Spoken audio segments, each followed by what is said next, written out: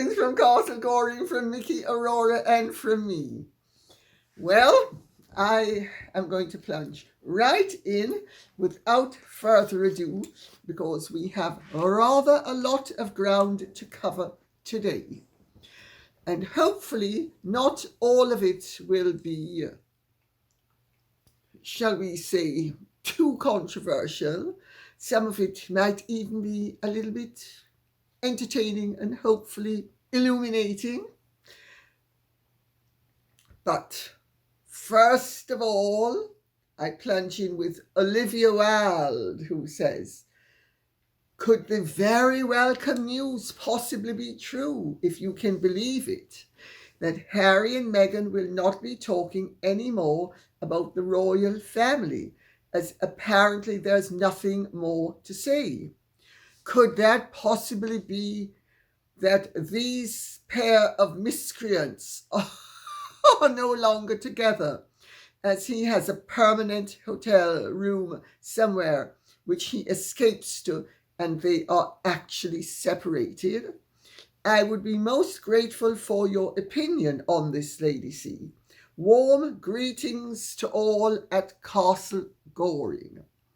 We accept your greetings and return them.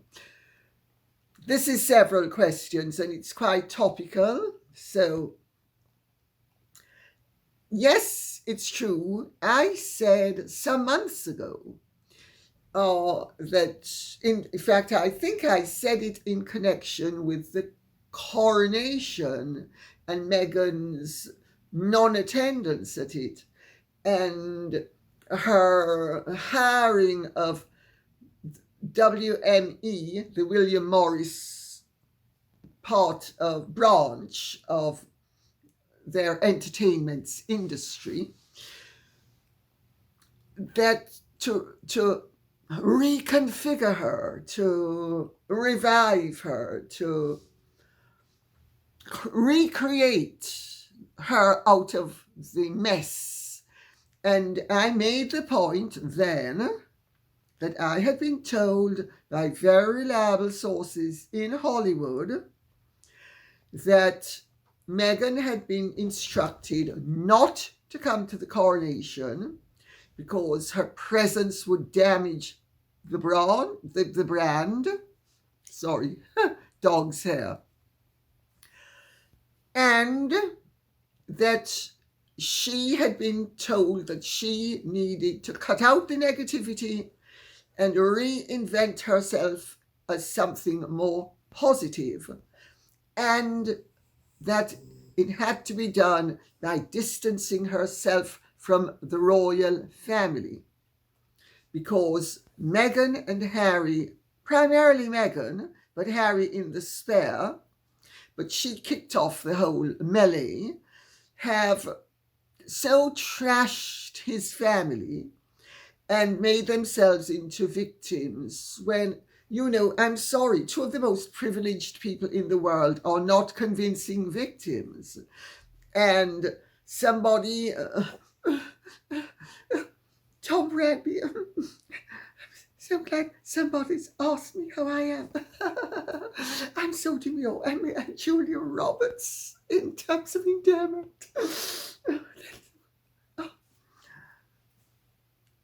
Surrounded by women who were genuinely in danger, genuinely deprived, and genuinely suffering. William Morris, as I said, and this I'm repeating because there's no change in what I've said, and it affects this question. They have almost, if not totally, destroyed their brand. They are toxic. No senior people in Hollywood, no real A-listers wish to associate with them. She is never going to make it as the huge star she hoped she would be when she moved him from Britain to California with a short stopover in Canada. And they have played it, and it's her game plan. It's her game plan. There's no doubt about whose game plan it is. I don't want to go into how I know it's her game plan. He's gone along with it rather too willingly, but it's her game plan. It's negative, it's destructive, it's deeply unglamorous. I think I made the point the last time that glamour and royalty go hand in hand. Victimhood and glamour do not go hand in hand. You can't be a revered figure of respect and elegance and desirability and glamour, while at the same time, I'm such a victim. Everybody is just after me. Everybody hates me. I'm being a target of everybody's poison. Poor little me. Sad sack Annie. Or Megsy baby. Just because it worked with Daddy doesn't mean it's going to work with everybody else. And no, it doesn't. So, I hope that's made the point. Are they separated? Somebody has asked a question which I will answer a little bit later in terms of what I actually said, because somebody has picked up on the salient point that what I said has been embellished and gone worldwide when I never said it. So anyway, but before I get to that detail, I will answer this part of the question, that they are no longer together. They have a very volatile relationship. She's had volatile relationships with everybody, and he is extremely volatile as well. So you get two volatile people together, there's going to be volatility. I have said all along, notwithstanding the fact that I have now heard from a sixth reliable source, that Harry and Meghan's marriage is in deep trouble and that he has called in the lawyers some time ago, I have said all along, be careful not to believe anything that emanates from Montecito. They are masters of propaganda and misinformation, calculated to keep themselves topical and therefore in the news. Their public faces certainly do not suggest that the marriage is completely over. Whether it's in trouble or not, I mean, marriages can limp on for 50 and 60 years that are troubled. So let's not buy the champagne and celebrate the divorce right yet. And if they do go along with separate beds in separate cities on occasion, there is a practical element to that as well, that perfectly solidly married couples practice. So I just make that point for what it's worth. Pikey Smith says, wow, a court case. You could tell the stuff you know. I bet it would be shocking. Pikey Smith is referring to the recommendation by that ridiculous buffoon, the Guppy, that Meghan and Harry sue me into oblivion. Yes. And she's absolutely right. Why do you think I would be so eager to see them in a court of law? You can say anything you want in a court of law. It is a privileged platform. It is privileged. Nobody can muzzle you. My dear, I wouldn't sing like a bird. I'd sing like Maria Callas and Joan Sutherland and Grace Bunbury and Marian Anderson and Nellie Melba. And Angela Georgiou, all rolled into one. Would I not sing? Why do you think Lily Safra never tried to sue me? And why do you think when I sued her, she made sure that the case never went to court? I am not stupid. I have had an extremely difficult life, most of which has been lived in the public eye. And I was a target of genuine abuse and genuine lies. And I not only survived, I conquered and prevailed. When you have a right on your side and God gave you a brain that you use, as Justin Walford, who in those days was the legal manager of Express newspapers, said, well, Lady Colin, you have turned out to be one of the most formidable opponents I have ever come across. He was regretting that they had taken me on several £100,000 later. And this is genuine tears. This is not California sniffles. A poor darling Justin. And I said to him, Justin, don't tell me. Spread the word in Fleet Street. Fleet Street knows it.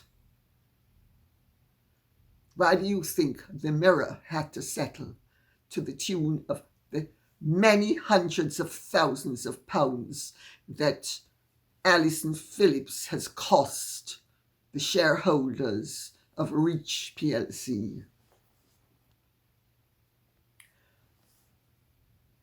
Let's see if anybody is stupid enough to think that I am a pushover.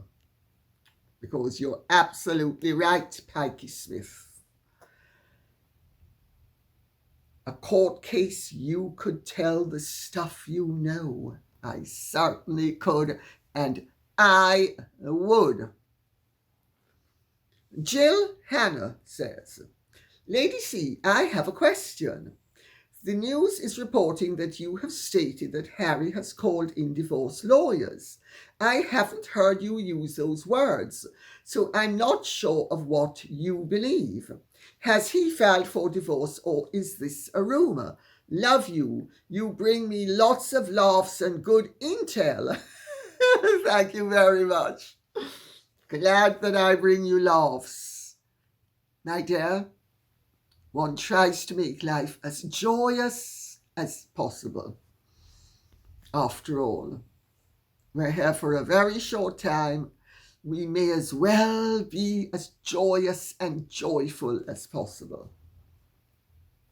You're absolutely right. I have never said Harry called in divorce lawyers. I said Harry had called in other lawyers. I'm very careful what I say, and many people have picked up that I am so measured in what I say that it behooves people to listen to what I have said and not put a greater spin upon what I have said than what I have said. And Jill Hannah, you're absolutely right. I have never said that he called in the divorce lawyers. And I have never said that I believe they are getting divorced. What I have said is that the marriage is volatile, that it has been troubled, and that it is in a trouble, and that he has called in the lawyers.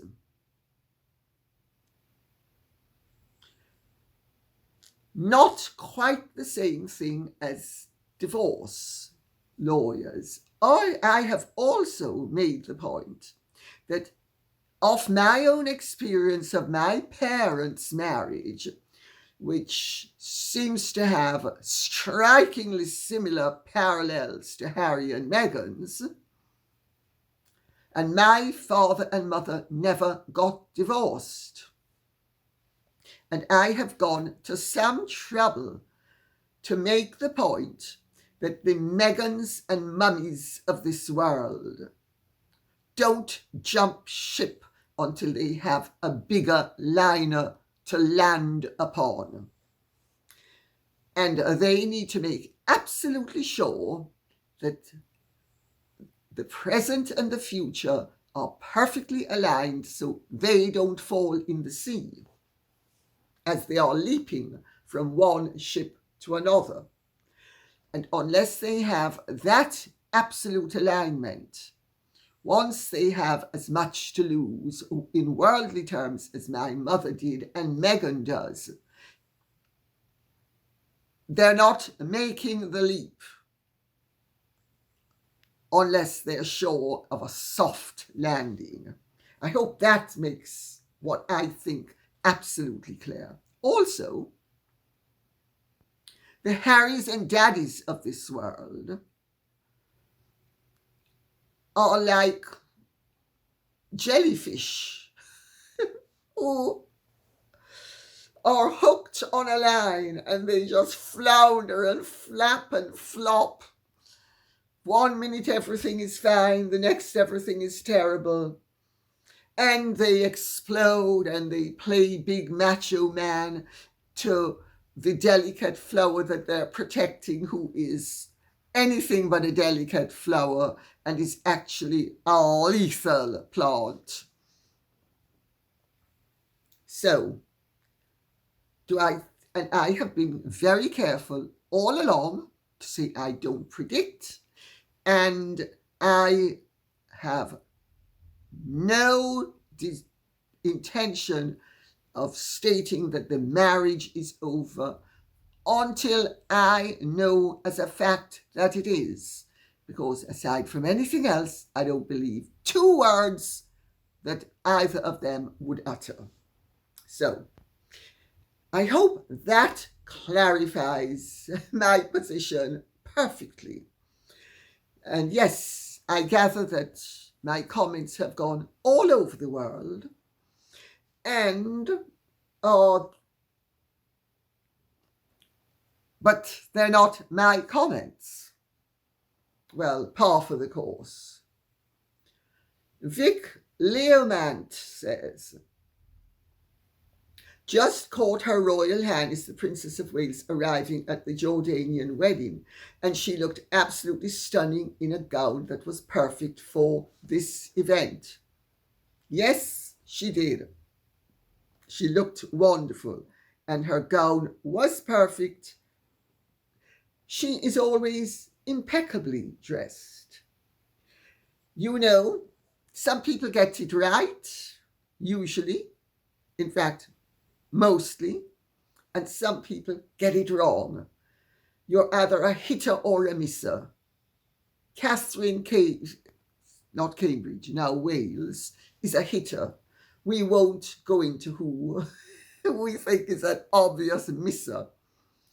And Sandra Schmidt says, Dear Lady C, what did you think about Princess Beatrice's silver sequin dress she wore to the wedding of Crown Prince Hussein and Rajwa Al Saif in Jordan?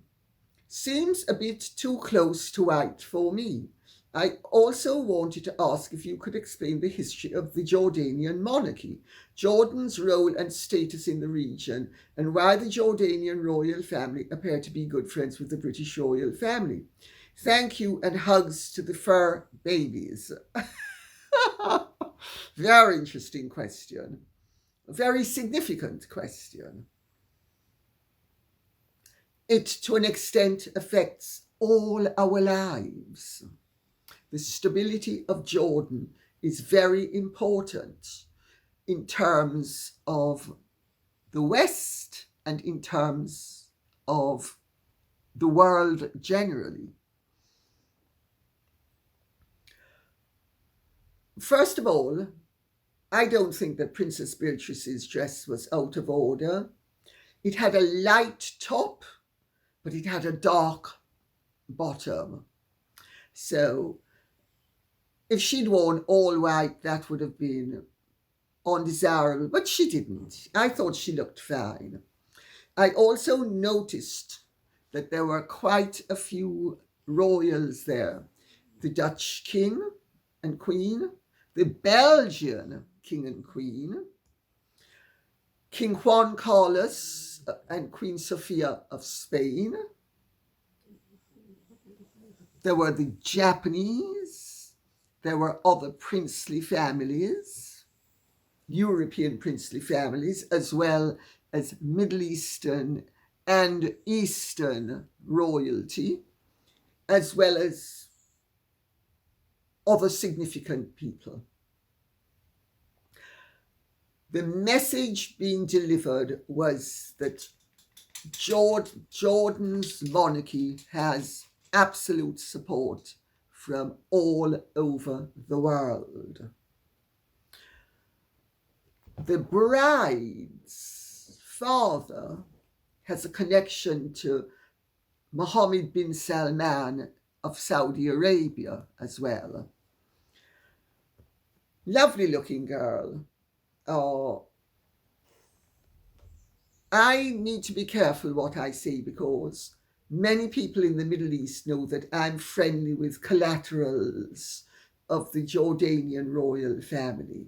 So I don't want to say anything that would compromise anybody and lead people to believe that I was telling tales out of school. Not that there are any bad tales to tell.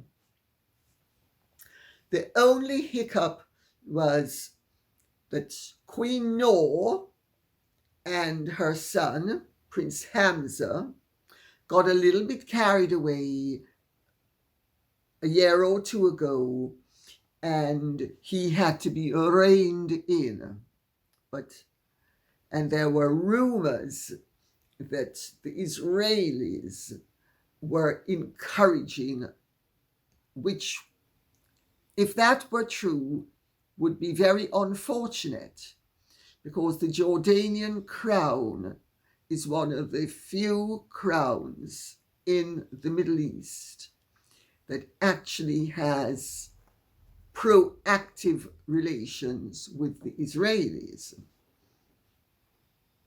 It would be self-defeating unless, of course, they were hoping to gain even greater influence, which would turn out to be a very stupid move on their part. And there was talk in the Middle East that America was behind some of this. Whether that is true or not, I would not care to speculate beyond saying that I don't think it would be American government policy. But in the State Department, you have a whole load of crazies, let me tell you, who are very adventurous and very irresponsible. Also in the military, you have a whole load of out of touch with the reality hawks. Jordan came about because the Sharif Hussein of Mecca and Medina in 1916 spearheaded in the Ottoman Empire in the Middle East, the movement against the Ottomans, and they were encouraged with promises by the British, the French, and the Russians.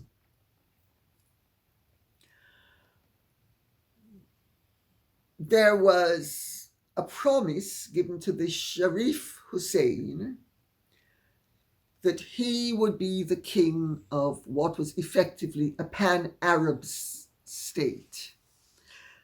And on that basis, he and his three sons, Faisal, Abdullah, and Ali, led the revolt against the Ottomans that helped to destroy the Ottoman Empire in the Middle East. At the end of the war, by which time the Sharif Hussein had declared himself king of the Hejaz, and his sons, two of his sons, Abdullah became emir actually of Transjordan, and his other son became king of Iraq. That would have been Faisal, who was King Faisal I of Iraq. And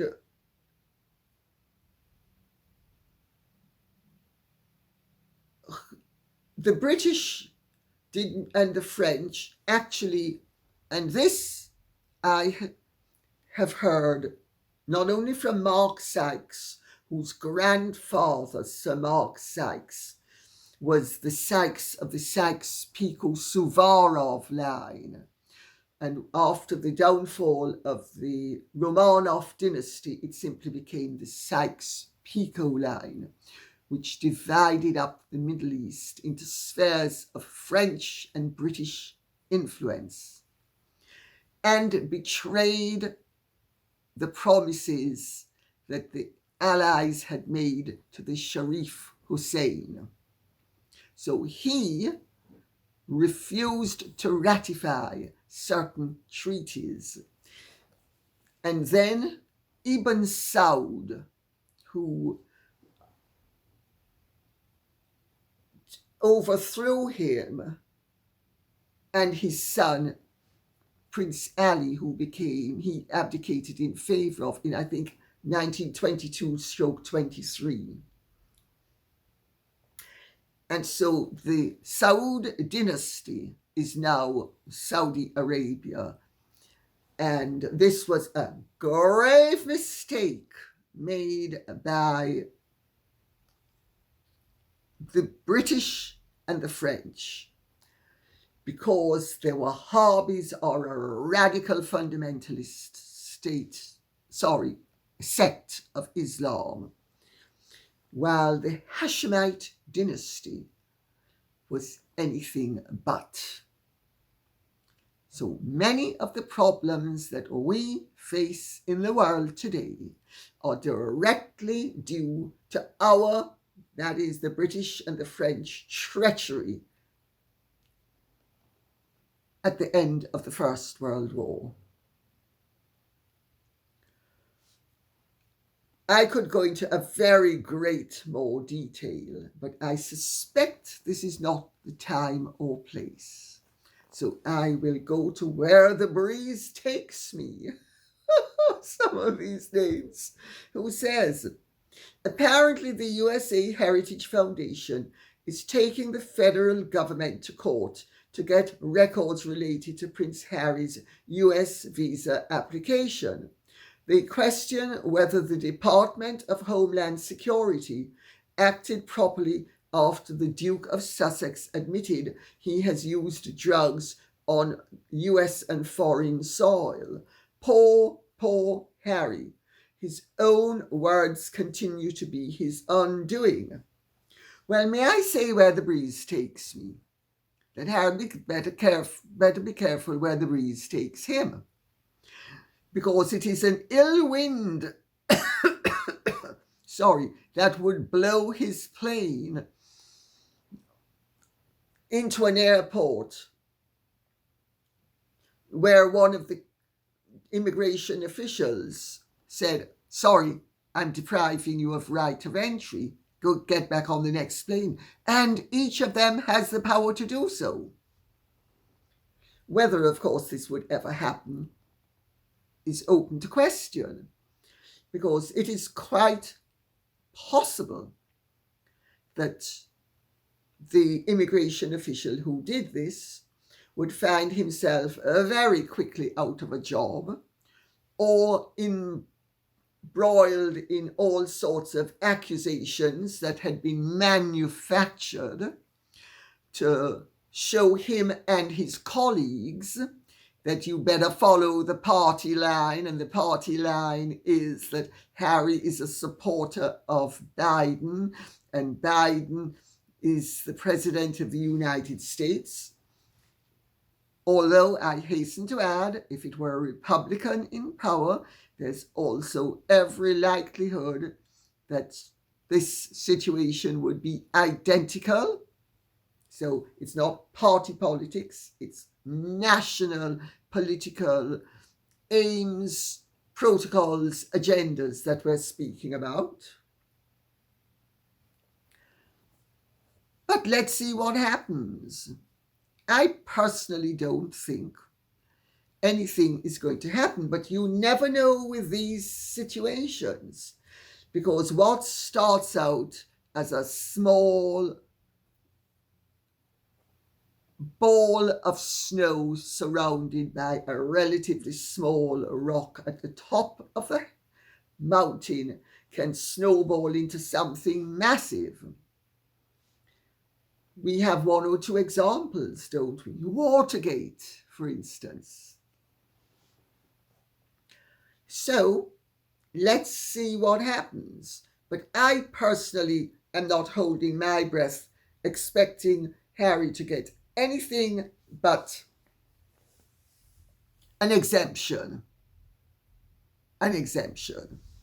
Because also the American state is far more amenable and flexible and accommodating where drug offences are concerned, as long as they are personal use offences.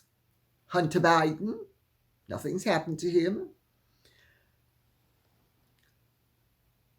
Nigella Lawson, she's been allowed back into the United States, admittedly, under special conditions. John Lennon, he fought and won. I make that point for what it's worth. But it could get very messy in the meantime, and very entertaining. And I'll tell you,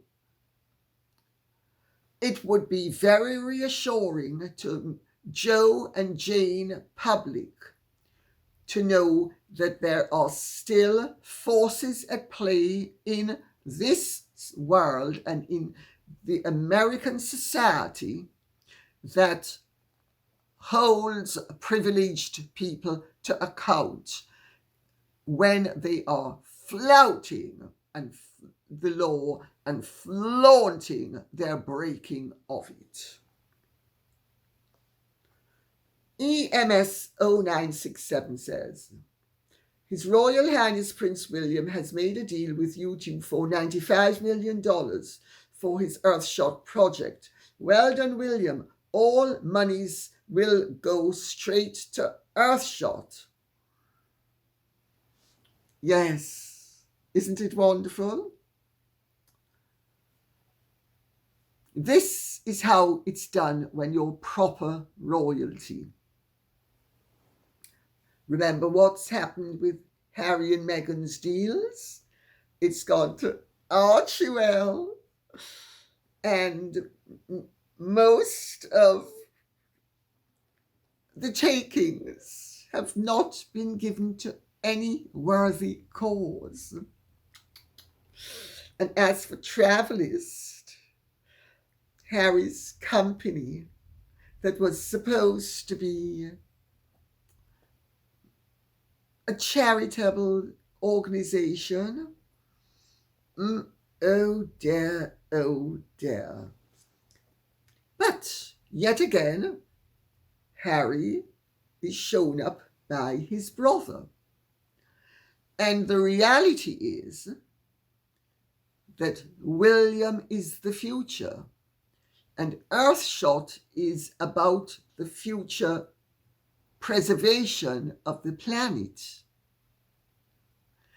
And I am not a fanatic, but even I can see that we need to preserve our environment and behave responsibly and take care of it. I think the foil is perfect. Earthshot and William are all about public service. Harry and Archibald are all about private service. LJR says, Lady C, I hope Mr. Markle can come to terms that he may never be able to reconcile with Meghan. Therapy is the best option for him to move on with his life and enjoy his remaining years. If he continues to be denied access to his grandchildren, he may either give up or let go or go to court. I am also sorry that Mr. Schofield treated you so abominably.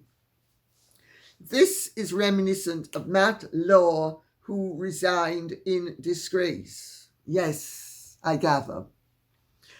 Well, Phillip Schofield has been made to resign, and he did treat me abominably, but he treated many other people abominably. And I think those of you who've seen the interview can rest assured that I got the better of him and Holly the Dolly. It's very unpleasant to have to fight the way I had to fight in that instance to prevail. But I prevailed. Many others didn't.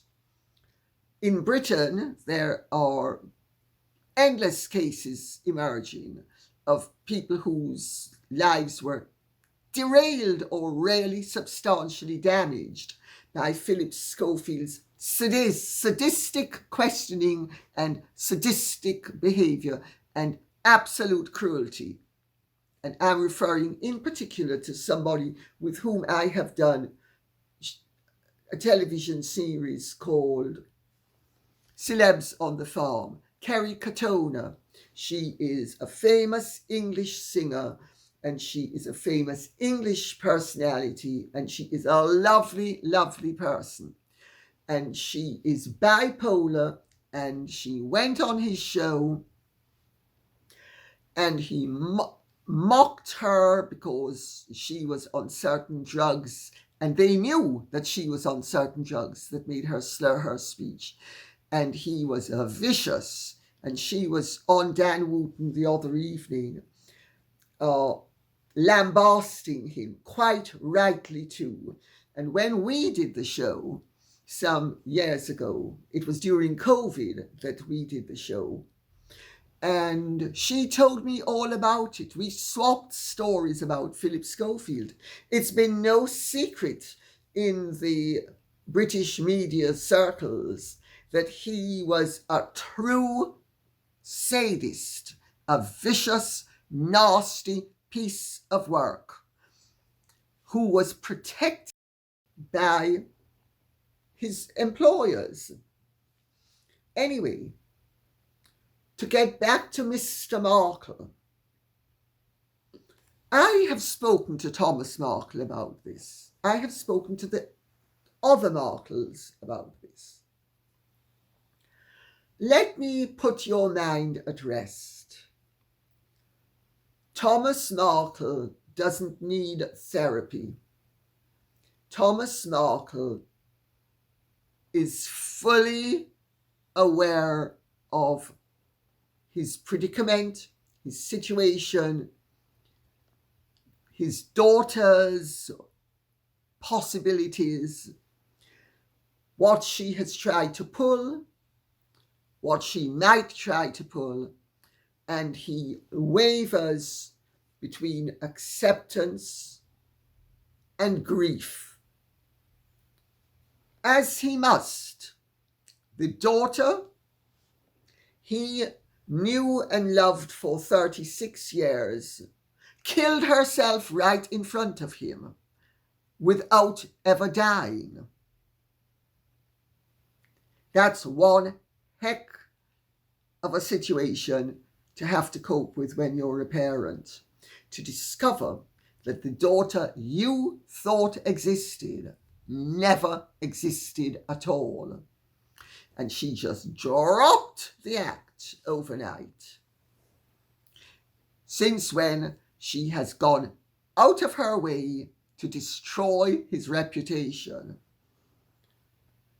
Thomas Markle is dealing with it, in my opinion, and I have some experience of dealing with vicious, nasty members of a family, in the best and most constructive and life-enhancing way it is possible to deal with it. He is realistic, he is saddened, he's not denying his feelings, he's not denying the situation, and yes, if he wants to keep the door open for a reconciliation, that's his entitlement. But don't think for a second he doesn't know that his daughter Meghan is a monster, because of what he has said. I know that he sees his daughter exactly as she is. And that takes moral fibre and courage. And we need to understand that Thomas Markle is a decent man. And he is so decent that he will never throw his daughter to the wolves. Because good fathers don't throw bad daughters to the wolves. Yes, there are things that Thomas Markle could say about Meghan and about Doria, but he is too decent a person to say them to anyone. More than that, I don't want to say, but I'd like you to take on board what I have said, because it requires no further explanation, just acceptance. Jilly Jills says, many young people who are coming into the power of their own seductive powers fall for people much older than themselves.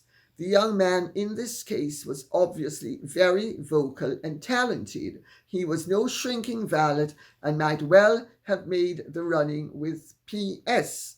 But 10 years down the line, that young person will usually feel disgust that they ever found the older person attractive, because they have matured emotionally. So even if this was the case, Phillip Schofield is 100% at fault, because he was the mature person. I don't know about mature. He says he has the mentality of a 26-year-old. I think he has the emotional development of a 6-year-old and the spiritual development of a fetus. Because he was the mature person who should never have taken advantage of a 16-year-old who will one day be repulsed by him. The age gap alone is horrible and would be like bedding one of his own children. Well, his children are older than this young man. Substantially older than this young man. I say that for what it's worth. I've read this out because I think it's a very balanced and considered opinion. And Diane Knight says, I understand executives of ITV involved in Good Morning are to appear before the House of Commons to answer questions. Schofield is scuppered. It has always been the case in the entertainment industry where gay men marry the opposite sex for the sake of their careers. The same is true of the United States. There is nothing bad about being gay, but fraternizing with young people is a no-no. Lady C, you are not all also only a beautiful person, but your intuition is spot on. Oh dear, thank you. Yes. Yes. The House of Commons has required the presence of Dame Carolyn McCall, etc., to answer questions as to their conduct. Let's see if this is going to be a whitewash and a cover-up. Let's wait and see. Because Jenny Chilton says, good news, Lady C. Carolyn McCall has just been told she will answer questions from MPs on the 14th of June about the situation. Oh, I don't know. I never knew.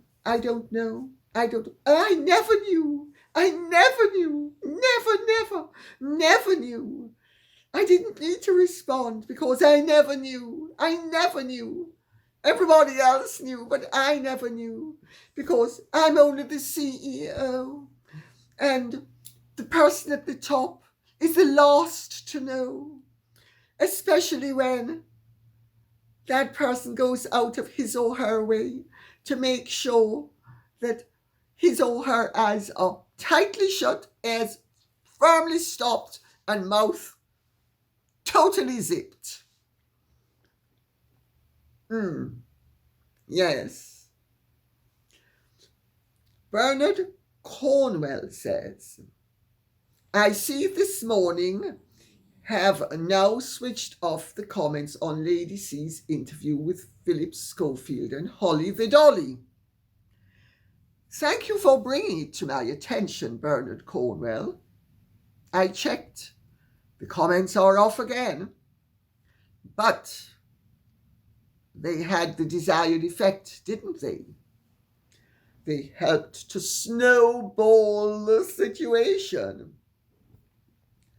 So now, ITV, which is clearly very practiced at media manipulation, can bury that as well, having made sure that they resurrected it just long enough to get everybody else going. Charming, interesting, very accomplished.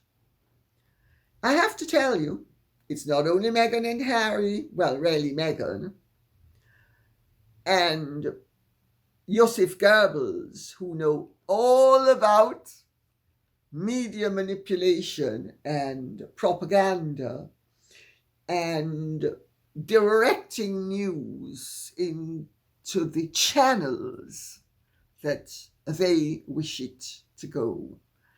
ITV, brilliant at the job.